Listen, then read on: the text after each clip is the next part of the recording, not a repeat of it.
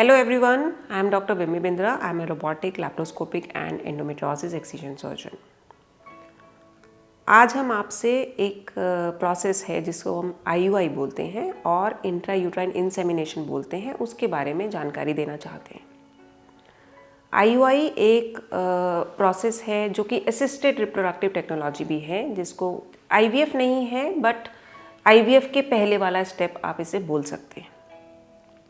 सो IUI में क्या किया जाता है? IUI में हस्बैंड का सीमेन लिया जाता है, उसे प्रोसेस किया जाता है, उसमें से सैंपल तैयार किया जाता है कल्चर मीडिया से और वो सैंपल को हम डायरेक्टली यूट्रस में डालते हैं।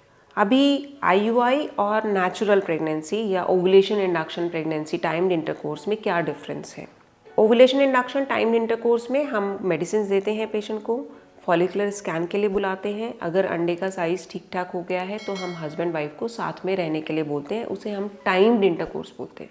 इसी टाइम पर जब का फॉलिकल 18 से 20 मिलीमीटर का हो गया है, हम IUI प्रोसेस शेड्यूल करते हैं।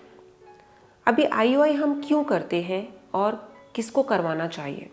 पेशेंट्स जिनके हस्बैंड का सीमेन एनालिसिस बिल्कुल नॉर्मल है, ट्यूब्स पेटेंट हैं, ओवुलेशन हो रहा है, फर्स्ट लाइन ऑफ ट्रीटमेंट है ovulation induction and timed intercourse.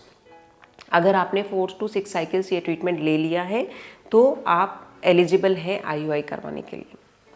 दूसरे इंडिकेशंस हैं जहाँ पर माइनर स्पर्म एबनॉर्मेलिटीज़ है, काउंट थोड़ा कम है, मोटिलिटी थोड़ा कम है, नॉर्मल फॉर्म्स थोड़े कम है, IUI आपको हेल्प करता है। कभी कभी पेशेंट्स IUI करना चाहते हैं बिकॉज उनको वेजिनिस्मस का प्रॉब्लम है या वो प्रॉपर इंटरकोर्स नहीं कर पाते हैं, तब भी IUI किया जा सकता है।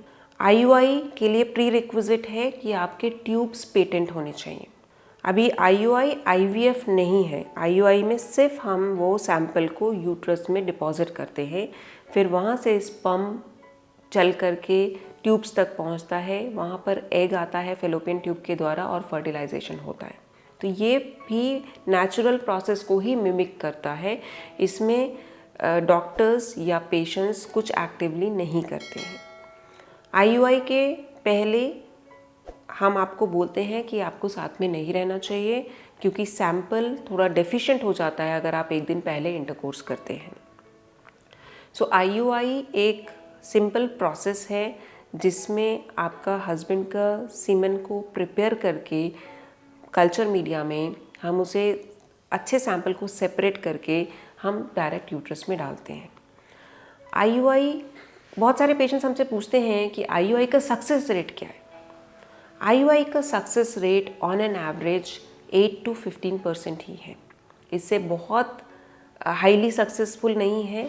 पेशेंट्स आके बोलते हैं कि डॉक्टर हमें IUI कर दीजिए, सक्सेस रेट ज़्यादा होगा, तो ऐसा नहीं है। लेकिन इंडिकेटेड केसेस में जैसे कि स्पर्म काउंट थोड़ा कम है, बहुत कम है, तो आपको IVF के लिए जाना है।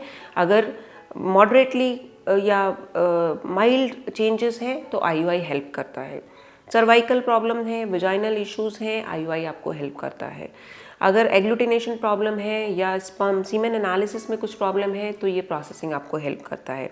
बट ऐसा नहीं है कि हम IUI करेंगे तो आपका सक्सेस रेट 100% है या पहले दिन ही आप कंसीव कर जाएंगे। तो जो लोग नेचुरली कंसीव कर सकते हैं, सीमेन एनालिसिस नॉर्मल है, uterus, tubes, ovaries, ovulation normal है, आप ओवुलेशन इंडक्शन और टाइम्ड इंटरकोर्स पहले ट्राई करना है, फिर IUI के लिए जाना है। धन्यवाद।